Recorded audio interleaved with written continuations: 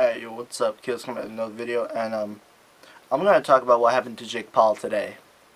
So, on my computer over here, I have up an article. I'm just gonna clip some stuff off.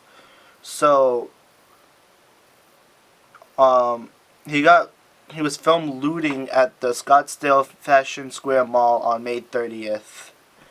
Can we just appreciate how him, a YouTuber, started to loot during the protest that turned into a riot about George Floyd's death and the Black Lives Matter thing in Arizona. What's going through your mind when you do that? Like, honestly, you're at a protest. Yeah, it turns into a riot, but once you do not start looting. Like, that's not what the whole thing is about. Like, you do not loot or anything along that lines. So, Jake, what was going through your head at the time? Honestly. Were you being a dumbass or something like that? Because you do not loot buildings. That's stealing, in other words. He stole whatever. I don't know what he stole. But there's a lot of stuff. And he said that he doesn't... in this tweet, I'm just going to read the end of it.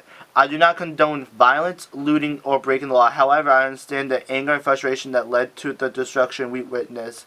And while it's not and it continues on, but he does not, the keywords, I do not condone violence, looting, or breaking the law. You were condoning violence because you were there. You were participating in the violence. You were looting, and you were breaking the law. So, Jake, what the hell is going through your mind? And I'll put a video up right here. The weekend, as I'm sure a lot of you guys probably saw, I became the #1 trending topic on Twitter. People were mad at me because they assumed that me and my friends were looting, vandalizing, and breaking down storefronts. And that's the way it looked on camera. However, that isn't the case, and there's a lot more to not only that story, but there's tons of other issues and things that we need to address about what's going on with America right now. I wanted to use my platform and film what was going on and what is going on in our country as we speak to be able to share and spread the message to the world and raise awareness that we shouldn't just be standing there doing nothing. So when we heard that there was protests that were going to be taking place in Arizona, we wanted to be involved and show our support. The story of what happened is actually pretty simple, and it was twisted and exploited by the media to be something that it wasn't. Right around 10 p.m. when the protests were supposed to be starting, we followed people to where everyone said that the protests were happening. As we started to walk down the street, we were blown away by what we were starting to see. The first thing I saw was when I looked to the right and saw that the side of a mall window had been completely shattered. Then as we kept on going, we noticed that all of the buildings in the whole entire area, the glass was completely shattered. Quite frankly, I was in shock and didn't know what to make of the situation. But we kept on walking because we still hadn't seen where people were protesting and we still wanted to be involved. We got to a street that seemed to be the center of where everything was going on.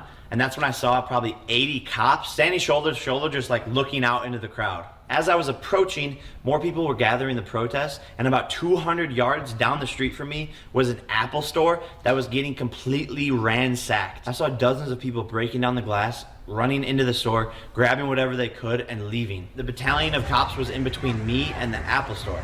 And as I started to walk down the street more, all of a sudden out of nowhere I hear a boom, and see this thing flying in the air at my feet. It lands 2 feet away from me, explodes, and like this big gas cloud comes, hits me in the side of the face. I start choking, coughing, running backwards, and was completely in shock and was not able to really see because my eyes were up. But I just didn't know what the to do, and I was documenting the whole entire thing. At that point in time, some of the strangers around us got pissed off as well and started throwing rocks and started throwing the tear gas back at the cops. Adrenaline still pumping, not knowing what going on, I remove myself from that situation and go across the street. This is where I find about 15 people breaking down the front of a P.F. Chang's store, and this is one of the most absurd things I have ever seen in my life. Some kid came up to me and asked me if I needed a first aid kit and offered me milk to pour into my eyes to help with the tear gas. Another girl's breaking down the front of the store. People are inside of it, trashing it, stealing stuff from the inside. Meanwhile, throughout this chaos, half the group that we were with got separated and we were trying to locate them and find them. During all this confusion, chaos, sensory overload, sirens, things exploding, someone comes up to me while I'm filming, just hands me something. I didn't even know what it was at the time, to later find out that someone handed me a bottle of vodka. For what reason, I don't know. Seconds later, I set the bottle on the ground, still not even even knowing what it is, and I continue to document what's going on. At that point in time, we decided to remove ourselves from the chaos and make our way back towards our car to go home. However, the police had dozens and dozens of officers on each street corner, blocking off certain streets and not allowing people to go down certain areas. After about a half a mile of walking, we see another battalion of cops and decide to go right, away from them and towards the mall. As we approach the mall, I see one of the most absurd things I've ever seen in my life.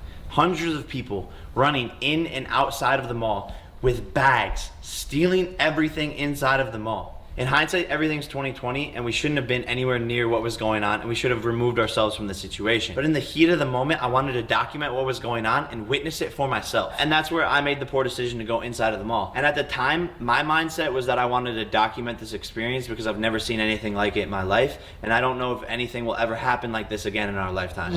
I'm just here to document it. I'm not doing nothing. Together we can make a difference. I don't have the answers. I don't know if anyone has the exact answers, but I don't think looting, vandalizing, and breaking people's property is the way to go about this. What I do like is the accountability that this generation holds other people to. We can, with our voices, get an officer arrested for someone in a tragic way. We did that. We accomplished that. We can't start to focus on the district attorneys that are in office, the sheriffs, the chiefs of police. We can make a difference through voting the proper leaders into our government. This is what's happening. This is our America.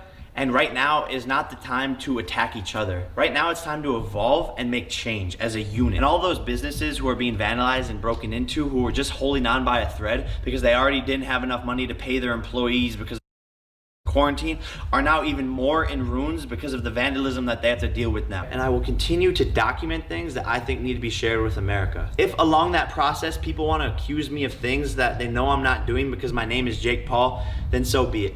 I'm an easy target. I know I am. It sucks, but it's not going to stop me from doing what I love to do. There are certain situations and circumstances that I shouldn't put myself in, and I have learned from this situation, and I will continue to become a better person. All you can do when you make mistakes as a human is get better from them, but don't let your mistakes define you. I end this video challenging you guys to get involved, have a voice, donate, don't just sit there. Well, honestly, I don't even know what was going through his head at the time when he started to loot and all that. Honestly, if you loot, especially if you're a big YouTuber like Jake, bro, you're a dumbass. Honestly, that's all I'd say is you're a dumbass, Jake. And you have 6 months in jail for looting. 6 months in jail. I hope you think about what you did and how it's wrong. So Jake, if you ever see this, you're a dumbass. Your brother is way better than you in making videos. And guess what? I'm not a Paul fan. I don't like Jake or Logan. But Logan is better than you, Jake. So have fun in jail. And I'll see you guys in the next one. Peace.